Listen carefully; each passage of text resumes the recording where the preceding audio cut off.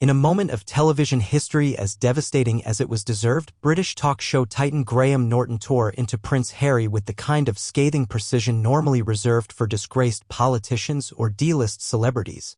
During a fiery segment on the Graham Norton Show, the veteran host launched an uncharacteristically ferocious tirade against the ex-royal who, once again, is demanding British taxpayers foot the bill for his personal security. "You gave it all up," Norton spat, his voice heavy with a blend of disbelief and indignation. "You quit the job, moved abroad, and now you're back with your hand out? Pay for your own security, live with the consequences of your choices." The studio fell into stunned silence. The prince, who once strutted the world stage as the spare in Britain's most famous family, has now become its most publicly mocked liability. This wasn't comedy. This was catharsis. A long-overdue reckoning from one of Britain's most respected voices, laying bare the fury of a nation Harry abandoned, only to return, pockets turned out, begging for the protection of the very system he denounced. Prince Harry's descent from military officer and beloved younger royal to lawsuit filing, podcast mumbling, Montecito mansion-dwelling media casualty has been nothing short of Shakespearean, except with far less dignity and far more irony. Norton's outburst came after reports resurfaced that Harry is still attempting to challenge the UK government's refusal to provide him with taxpayer-funded metropolitan police protection whenever he visits the country. Let's be clear, Harry voluntarily stepped down as a senior working royal in 2020. He wasn't pushed. He and Meghan Markle released their infamous bombshell Megxit statement declaring their intent to work to become financially independent while still seeking the institutional support of the monarchy, a request as absurd as it was contradictory. You cannot resign from your job and then demand all its benefits be waiting for you when you drop by the office. Yet that's exactly what Harry has done, repeatedly. "You made your bed, Harry, now lie in it without a blue light escort." "I don't care who you were," Norton said, jabbing the air with his pen. "You don't get to publicly trash the royal family, sue the tabloids, sue the government, call Britain racist, and then waltz back in asking for armed police escorts like you're still His Royal Highness. It doesn't work like that." Norton's comments struck a national nerve because he said what so many are thinking. Prince Harry's behavior since leaving the royal family has revealed a man who wants all the perks of royalty with none of the responsibility. He and Meghan have monetized their grievances with surgical ruthlessness, from the Oprah tell-all to the Harry and Meghan Netflix series, the Spare memoir, Spotify podcasts, and endless interviews in which the words "my truth" seem to excuse every distortion and, in a moment of television history as devastating as it was deserved, British talk show titan Graham Norton tore into Prince Harry with the kind of scathing precision normally reserved for disgraced politicians or D-list celebrities. During a fiery segment on the Graham and contradiction. And now, the same man who publicly declared the UK unsafe due to its media climate and described royal life as a prison is demanding state-funded bodyguards on British soil. The hypocrisy is staggering.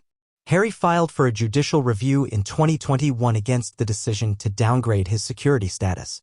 In March 2022, he was informed he wouldn't be receiving the same level of protection as working royals. Still, he insisted he should be allowed to pay for metropolitan police security himself, a request that was swiftly and rightly denied. Police protection in the UK is not a private commodity to be purchased by wealthy ex-royals on a whim. It's a national service bound by policy, not privilege. And yet Harry wouldn't let it go. The most recent appeal, rejected by the High Court in 2024, marked yet another legal defeat. It was the fifth case Harry has either filed or been involved in against the British press or the government in just 3 years. Taxpayers have already spent over £1 million in legal fees defending the government's position against him. Graham Norton's furious monologue wasn't just personal, it was political. It reflected the growing frustration across the UK. Why should any public money, legal or logistical, be wasted on a man who has done nothing but sue, accuse, and abandon? It's worth remembering that this is the same Prince Harry who, during the COVID-19 pandemic, claimed that service is universal when the Queen confirmed that his and Meghan's royal patronages would be removed. That phrase, now a punchline in royal commentary circles, was supposed to signal a noble pivot to a life of public duty in the private sector. Instead, we've witnessed a masterclass in self-serving contradiction. There is nothing universal about demanding elite, taxpayer-funded police protection while living a luxury lifestyle in California, surrounded by private security, walls, and bodyguards. There is nothing dignified in flying into the UK for a 36-hour vanity trip as he did for the Well-Child Awards only to demand full protection from the same institution he calls toxic and racist. Graham Norton was right to mock this hypocrisy, to spit the word live when he said, "Pay for your own security, live with it."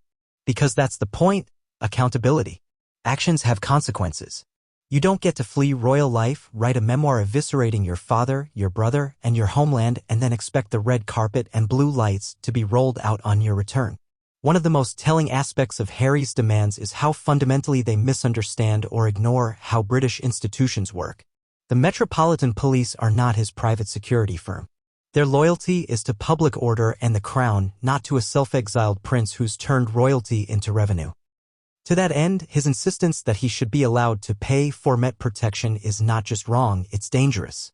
It sets a precedent where wealth could determine access to elite policing. If Harry is allowed to buy armed police officers as if they were private contractors, what message does that send to the average Briton who funds the system through taxes but gets no such luxury? There's also the small matter of tone-deaf entitlement. Harry and Meghan have made tens of millions of dollars through Netflix, Spotify, and Penguin Random House. They live in a $14 million Montecito mansion surrounded by private security, and yet he wants British taxpayers struggling under inflation, energy crises, and the aftermath of Brexit to subsidize his fleeting visits to the UK? The British public are not fools. The polls consistently show plummeting support for the Sussexes. A YouGov survey from early 2024 showed Harry's approval rating had sunk to -43, with Meghan not far behind. And every time he opens another lawsuit, makes another demand, or launches another verbal grenade at the royal family, the ratings sink further. Even members of parliament have spoken out against Harry's security crusade.